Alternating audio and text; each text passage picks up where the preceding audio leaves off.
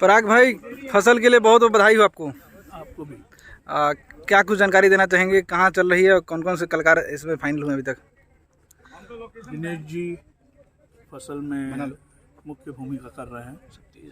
दिनेश जी के साथ आम्रपाली जी हैं। आम्रपाली जी के साथ में नई अदाकारा नीलम गिरी जी हैं। तो ये हम लोग की स्टार कास्ट है फसल की।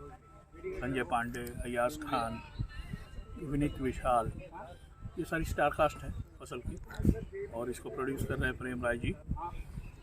फसल नाम लेते ही किसान नाम जल्दी आ जाता है कि मतलब फसल मतलब किसान, और किसान को लेकर बहुत सारे हिंदुस्तान में मुद्दे चल इस वक्त गर्म है।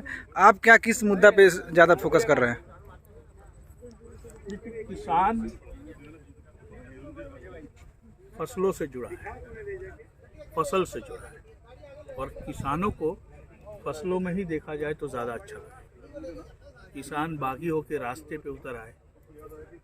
बागी होकर रास्ते पर जो किसान उतरना चाहते हैं या उतरते हैं किसी भी परिस्थितियों के कारण, उसी चीज़ को मेरी ये फसल उजागर करती है। मेरे फसल का किसान खेतों से जुड़ा है और वो खेतों में ही रहेगा, वो बागी होके रास्तों पे नहीं।